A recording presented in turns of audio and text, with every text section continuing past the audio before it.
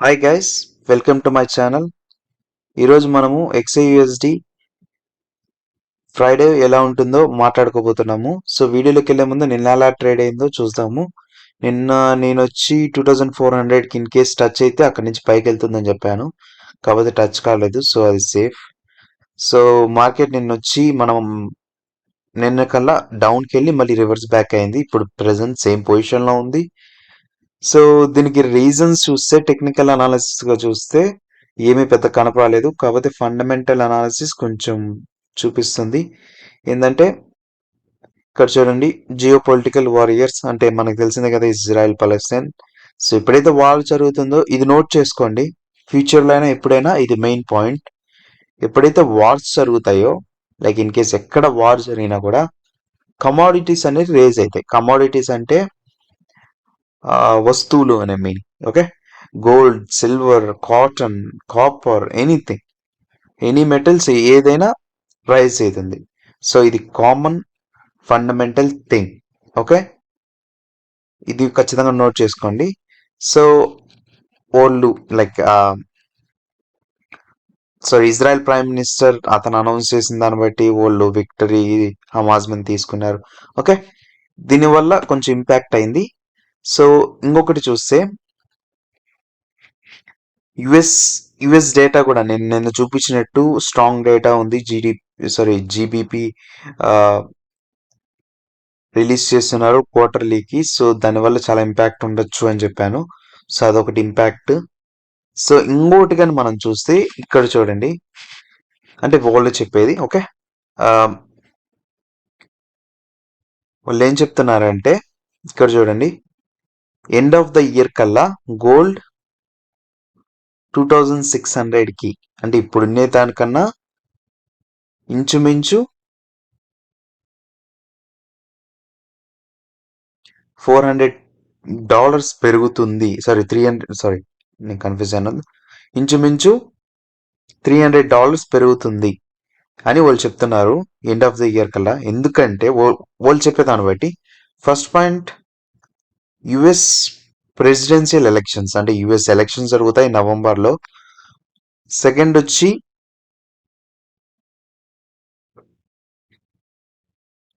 So US China trade tensions అనేది.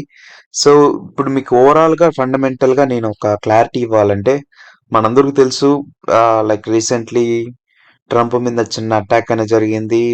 So అదొకటి plus వచ్చి జో బైడెన్ వచ్చి ప్రెసిడెన్షియల్ నుంచి దిగిపోయినారు. మీకు న్యూస్ తెలుసో తెలీదో, నేనైతే చెప్తున్నాను, ప్రెసిడెన్షియల్ నుంచి దిగిపోయినారు.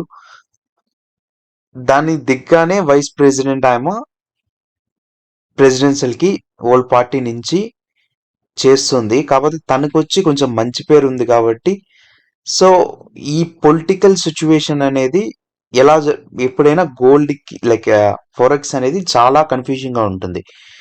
ఎగ్జాంపుల్గా చెప్పాలంటే, నేను లాస్ట్ టైం యుఎస్ ఎలక్షన్స్ జరిగేటప్పుడు హోల్ ఈ టైం 2 months ఆఫ్ పీరియడ్ నేనైతే ట్రేడ్ చేయలేదు. ఎందుకంటే చాలా అన్ఎక్స్పెక్టెడ్ థింగ్స్ చాలా జరుగుతాయి. ఇప్పుడు మనం అనుకున్నామా ఎవరో వచ్చి ట్రంప్ కాలుస్తారని చెప్పి? ఓకే, ఎలా జరుగుతాయో ఇప్పుడు మనం అనుకున్నామా జో బైడెన్ వచ్చి ప్రెసిడెన్షియల్ ఎలక్షన్ దిగిపోతారని మనం అనుకున్నామా ఇట్లా జరుగుతుందని? ఇదంతా లైక్ గ్యాంబ్లింగ్ సిచ్యుయేషన్ ఉంటుంది. సో ఇన్ కేస్ కొత్త ట్రేడర్స్ ఉంటే ఆ ఎలక్షన్ టైంలో కొంచెం అవాయిడ్ చేయండి. ఓకే, ఇది ఒకటి నేను చెప్తాను. కాకపోతే overall like long term traders అయితే హోల్డ్ చేసుకోవచ్చు. ఇప్పుడు రేపు ఫ్రైడే న్యూస్కి వెళ్తే, సో న్యూస్ అయితే యుఎస్డి మీద ఉంది. వన్ మోర్ థింగ్, ఫ్రైడే కొంచెం జాగ్రత్తగా ఉండండి. మ్యాక్సిమం యుఎస్ టైమింగ్లో ట్రేడ్ చేయాల్సిన అవసరం లేదు, అందరూ తగ్గియండి 6 PM ఇంచుమించు 6 PM అంటే మీరు 5 PM ఆ సిచ్యువేషన్లోనే, అంటే మీకు ఖచ్చితంగా ఎక్స్పీరియన్స్ ఉంది, కన్ఫర్మ్ యూజ్ ఉంటేనే ట్రేడ్ చేయండి. ఇంక్లూడింగ్ నేను కూడా అలాంటి సిచ్యువేషన్లో జాగ్రత్తగా ఉంటాను. జాగ్రత్త అంటే లైక్ ట్రేడింగ్ కొంచెం తగ్గియడం అలాంటివి చేస్తాను. సో మీరు కూడా ఆలోచించి సేఫ్లో ఉన్నప్పుడు ట్రేడ్ చేయొచ్చు. So be careful. మన మెయిన్ థీమ్ వచ్చి మనం లాసెస్లో క్లోజ్ అవ్వకూడదు, మన లాసెస్లో డే అనేది క్లోజ్ చేయకూడదు. ఓకే, మనందరికి తెలిసిందే, నిన్న కూడా అన్ఎక్స్పెక్టెడ్గా చాలా మంది అకౌంట్స్ కూడా క్లోజ్ అయిపోయింటాయి, చెప్పాల్సిన పడలేదు. ఇది గ్యాంబ్లింగ్ లాగా ట్రేడ్ చేస్తున్నారు, అట్లా చేయకాకండి. మళ్ళీ నాకు మెసేజ్ పెట్టకాకండి అన్న ఇట్ అయింది అన్న ఇట్ అయిందని. సో కొంచెం చూసుకోండి, జాగ్రత్తగా ట్రేడ్ చేయండి. సో ఇప్పుడు మనం ఓవరాల్ మార్కెట్స్ చూస్తే, so maximum all of them నాకు తెలిసినంత వరకు పాజిటివ్ రన్ అవుతున్నాయి. మన యూఎస్ సరే మన ఇండియన్ మార్కెట్ కూడా 1% పాజిటివ్ రన్ అవుతుంది. Okay, and Indian sorry US market కూడా ముందు నెగిటివ్ లో ఓపెన్ అయ్యి మళ్ళీ కంటిన్యూస్ గా పాజిటివ్ లోకి వచ్చింది. సో అది గుడ్ థింగ్. ఓకే, సో మనం రేపటి గురించి చూస్తే, ఇప్పుడు టెక్నికల్ అనాలిసిస్ రేపటి గురించి చూస్తే, 1 minute may remove of this.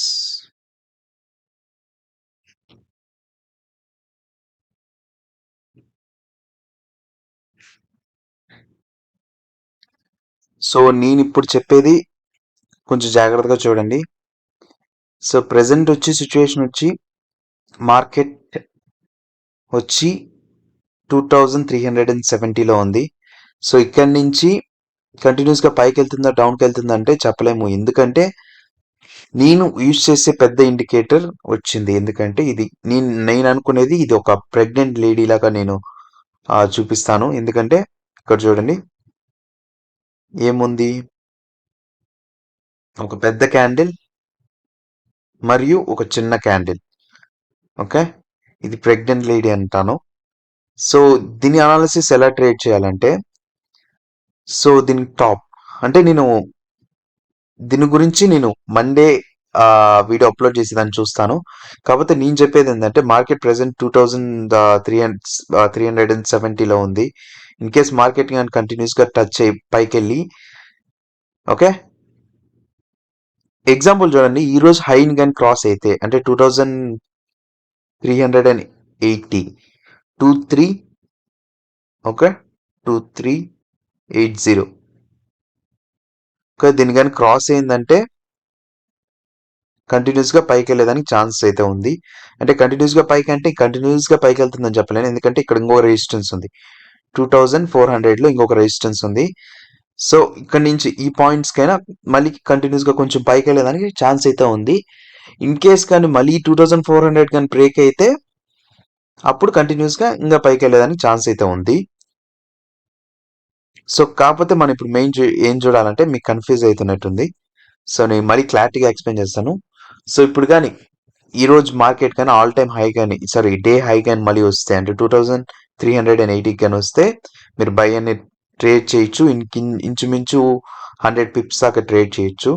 In case market కానీ డే లోకి కానీ వెళ్తే లైక్ 2356 ఓకే 2356 కన్నా లోకి కానీ వెళ్తే మీరు ఇంకొక 100 పిప్స్ అనేది సెల్ అనేది ట్రేడ్ చేయొచ్చు. ఓకే, బీ కేర్ఫుల్, కొంచెం జాగ్రత్తగా ట్రేడ్ చేయండి.